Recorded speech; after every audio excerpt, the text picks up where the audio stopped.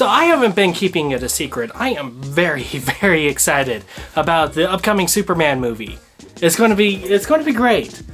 But I say that, and I've noticed a handful of things that have been happening, or in a lot of cases not happening, that have me a little bit worried about whether or not this movie is actually going to go anywhere. So I guess I just thought I would air my apprehensions out into the world and see what you guys think, because I can't possibly be the only person who's been noticing all of this. I do it like this.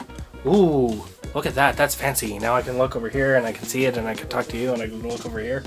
That's handy. The first thing I've noticed is really just what hasn't been anywhere, and that's merchandising. Like, I go to all of these big box stores all the time for like grocery shopping, as well as other kinds of shopping that might shop at your shopping shop, and there's nothing there there's nothing there that ties into the movie, and beyond that, I don't see anything that really ties into Superman in general. Like, for real, I checked out all the stores in my local area to see if I could find anything related to the upcoming movie, and I did. I found this. I found a toothbrush. That's not exciting at all. Movies and TV shows, they don't really succeed at the box office. They succeed with merchandising sales, especially these big blockbusters. And I mean, it makes sense if you think about it for a couple of minutes, right? Like, little Timmy goes to Spider-Verse, enjoys Spider-Verse, paid what, $15 max for the one ticket. But then little Timmy wants his whole birthday to be themed after Into the Spider-Verse, and all of a sudden you're $200, $300 deep in cheap Spider-Man stuff. That's the trick here. That's what determines success. It's the reason why both Teen Titans and Young Justice got canceled. It's because they didn't make the merchandising sales. We're not going to see much of a future for Superman if this movie doesn't drive merchandising. And we won't see this movie drive merchandising if there's nothing to sell. I do remember back when Man of Steel was first being released and it was brand new, and the stores were just packed with all kinds of Superman stuff. You could buy comic books at these big box stores. That doesn't happen anymore, or ever.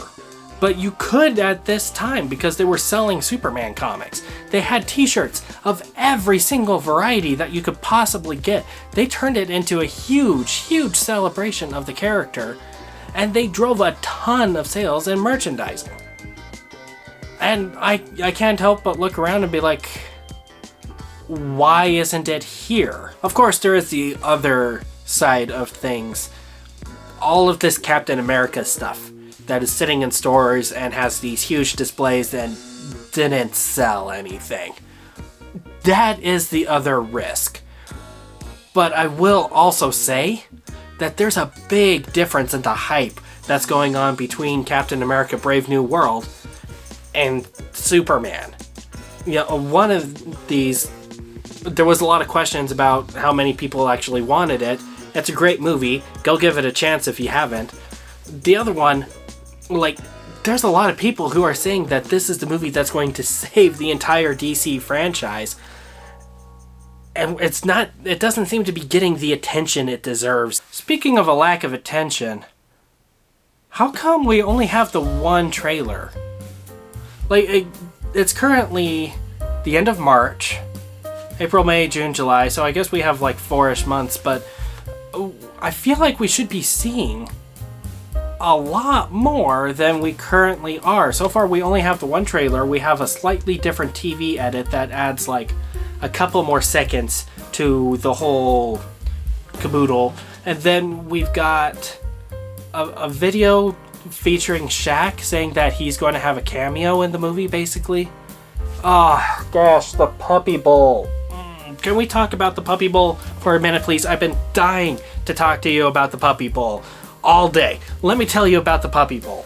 They didn't give us anything for the Super Bowl this year related to the Superman movie, but for the Puppy Bowl, which is kind of like it's a similar annual event where they have a whole bunch of puppies that you can adopt, and they compete in like a funny little football game, and it's adorable and it's the cutest thing on TV. But they mentioned that they were going to have a big Superman thing happen during the Puppy Bowl, and I was really excited. I was looking forward to it. What we got was this like little, what even is this? Just Guy Gardner going, yeah, yeah. And like, no, that's it. That's, you like built this up. It was on the back ads of so many comic books. But like, they made this whole thing out of the Puppy Bowl, and we didn't get anything from it, and that's frustrating. And beyond that, I don't see any buzz about it on social media. I don't see any buzz about it through like different YouTube channels or whatever else. I just know that this movie exists, and I kind of have to take it off faith that there's going to be things happening in it, and I just don't know what they would be. If I was in charge of the whole universe, what I would suggest is that they release us a fun little action scene, or like do an extra action motif and release that. Like make a quick short film that kind of gives us a little bit of a taste of the kind of action and the kind of character interaction we can expect to have. You know how crazy that would be? Do you know how much hype that would make if like we just woke up one day and there was like this 5-minute scene where we just got to see Superman do a full complete like superhero thing? Like that would drive people nuts. That would drive them wild. That'd be great. Oh, that would be awesome. And it would be the exact thing we need to really get a taste of what this movie is going to be like. And again, that's going to be really important to have here soon, because like Superman's whole movie legacy really hasn't been able to go anywhere for decades, for a very, very long time. So we need some kind of assurance that this movie is going to be great, and we need that kind of assurance that we can expect good things from it. Freaking Guy Gardner. Guy Gardner is another big problem I'm having with this movie. And it's not just Guy Gardner, it's kind of what he represents. And that is James Gunn's habits and tropes and habits is the best word.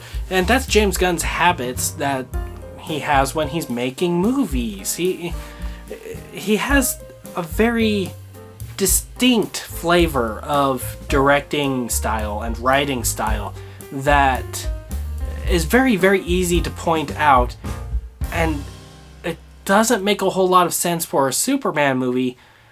And that's why I'm worried about Guy Gardner being in this movie, and him and the whole Justice League even. Of course, James Gunn, the director and writer of this movie, he's probably best known for writing and directing and doing a whole bunch of stuff with Guardians of the Galaxy over in the Marvel Cinematic Universe.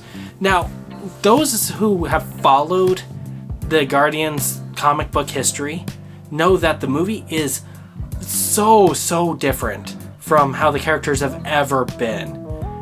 Like, beyond different. We're talking like unrecognizable, most of them. Just James Gunn took all of the characters and just said, you know, nobody in the populace actually knows who these people are, so I'm just going to mess with them in any way I see fit. And what he did, and what he ended up making, was really good. Like, so good, in fact, that it set a new standard that everybody copied. And it got old really quick. Most notably, the first Task Force X movie. I'm going to call it that because I think that is going to be the safest thing I can say here.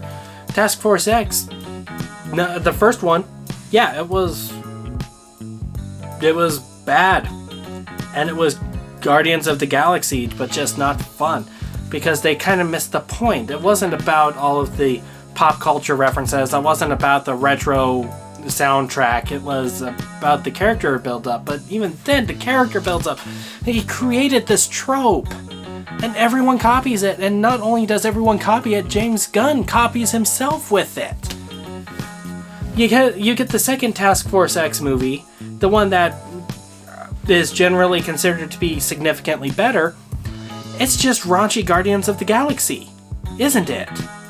Like, you have the same kind of character setups, and Creature Commandos is even worse. You have, like, the one goofy guy who's actually really capable, but you would never guess that based on a conversation. You have the big female warrior who is ultra serious all the time and is annoyed, but also charmed by the guy's silliness. And then you have, like, the big dumb muscle, and you have the animal creature. You know what it is? It's Scooby-Doo. It's the Scooby-Doo gang. James Gunn wrote the Scooby-Doo movie from, like, 2000 whenever. That's it. That's what he's doing. He's just copying that formula, but he's making it more raunchy as he goes along. Mostly because he wasn't allowed to go as raunchy as he wanted with that Scooby-Doo movie, but that's a whole other topic. And then I think about that, and I think about this Justice League that he's putting into this movie. Guy Gardner, probably the least popular of the Lanterns, maybe. Like, Kyle Rayner might be next to him as far as how many people know who they are. But he picked Guy Gardner, and then he has Hawk Girl, probably Hawk Woman, I don't know, one of the two. You got Mr. Terrific, and it's like, I squint a little bit, and I can see Guardians of the Galaxy within the Justice League. It's a whole bunch of characters that really don't have a very good, like, widespread understanding by most people, which gives him more of a freedom to just do whatever he wants with them. And he's been given basically free reign to do whatever he wants with this movie. I'm a little bit worried that he's going to focus on this Justice League and build it up the way that he's built up every other movie he's done in any other superhero universe. And Superman's going to end up playing support to his own supports in his own movie. And yeah, he does a pretty good job of making sure all of the characters get a really solid, emotionally stacked backstory. But this is supposed to be a Superman movie. I don't necessarily want all of the effort and screen time that's going towards building up the Guardians of the Galaxy DC to take away from me getting a Superman movie. Does that make sense? I think that makes sense. I make sense in my brain. And I don't know, guys. I'm very, very, very excited about this Superman movie. I really am. I promise I am. I promise I'm still there for it. But I need it to be good. You know? It's not enough for it to just exist. Superman has struggled for a long, long time to really get a good solid foothold in the pop culture again. It's been a long time. And all of the places where he did show up to this point, he was usually portrayed as a bad guy or as someone who's not really worth paying attention to like he was in Supergirl. And yeah, we got Superman and Lois, which really turned things around. Great show, holy cow. And then My Adventures with Superman, I don't know if it gets better than that. I mean, it must, because Superman always seems to get better as time goes on, but it's like nothing holds the power of resurrecting a character in the public mindset as a movie does.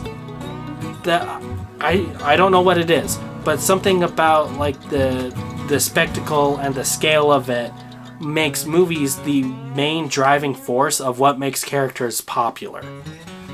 And if the movie's not good, then attention to the character will just float away, will just disappear. Think about She-Hulk. You know, they built her up, she was going to be like this huge pillar in the Marvel universe, and then she just kind of fizzled away because the show wasn't that great.